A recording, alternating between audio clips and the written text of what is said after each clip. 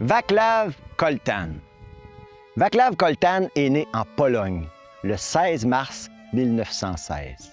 Enfance discrète, on retrouve Koltan jeune adulte au tout début de la Deuxième Grande Guerre mondiale. En 1939, Václav Koltan joint l'armée polonaise pour défendre son pays contre l'envahisseur russe. Très tôt au début de la Deuxième Guerre, en 1939, il est fait prisonnier par les Russes qui ont envahi la Pologne. Mis en prison, prisonnier de guerre. Jusqu'en 1943, où les Allemands ont repoussé les Russes pour occuper à leur tour la Pologne. Václav Koltan demeure prisonnier, mais cette fois-là aux mains des Allemands. Fin de la Deuxième Guerre, Koltan est enfin libéré. On retrouve Koltan en Allemagne. Il y rencontre un homme qui chapeaute une organisation qui vient en aide aux réfugiés de guerre. Un beau grand monsieur, veston-cravate, beau chapeau. Koltan serait éligible pour travailler dans le secteur minier. Il a déjà un petit peu d'expérience, qu'il a acquis avec probablement ses oncles, ses pères dans son pays natal. On le retrouve à Halifax, où il descend du bateau.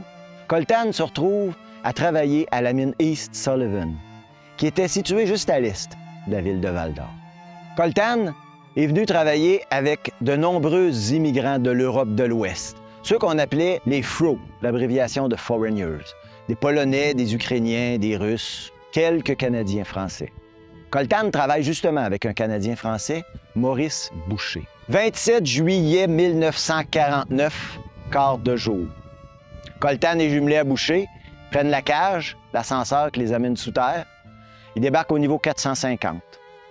Avec Maurice Boucher, ils doivent aller dégager une paroi rocheuse qui est prise. Probablement que les blocs de roche sont trop gros, parfois ils restent enchevêtrés, ils restent bloqués entre eux. On commence avec des barres de fer à essayer de les déloger. Boucher s'occupe de préparer une bombe avec des bâtons de dynamite. Koltan allume la mèche de sûreté, une fuse qu'on appelle. Il arrivait que les mineurs la coupent. Il a coupé en deux, il a coupé au quart. Il se gardait 4 minutes, 3 minutes. Il l'allumait, il avait à peine le temps de tourner le coin que leur charge détonnait. Ça donnait une petite dose d'adrénaline. Mais ça, c'était formellement interdit dans les mines. Koltan allume la charge, on entend un bruit à l'extérieur, un effondrement. Maurice Boucher est fait prisonnier sous des blocs de roche. Václav Koltan réussit à aller trouver 4 travailleurs qui vont venir l'aider à dégager Boucher. Koltan, il y a quelque chose qui l'agace, il fatigue un petit peu, il y a quelque chose qui ne revient pas. Il y pense, la mèche de sûreté qui est allumée, la charge explosive. Il fait ni un ni deux, il s'empare des bâtons de dynamite, sort du point de soutirage, tourne le coin, boum! Il explose. Vous le devinez, Koltan est mort sur le coup. L'histoire a retenu qu'il avait sacrifié sa vie pour sauver celle de ses collègues de travail.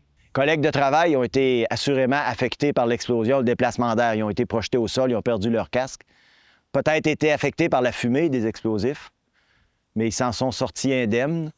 Il s'agit de Lucien Doucet, Clément Gagnon, Nick Portolac ou Mike Partaloc, les documents ne sont pas très clairs, et Jean Ballen ou Jim Boland, les documents ne sont pas très clairs. Maurice Boucher, quant à lui, a été délogé de sa situation, ramené en surface, mais malheureusement, il est décédé lors de son transfert vers l'hôpital de Val-d'Or. Il avait dans la jeune vingtaine et il était père d'un jeune enfant.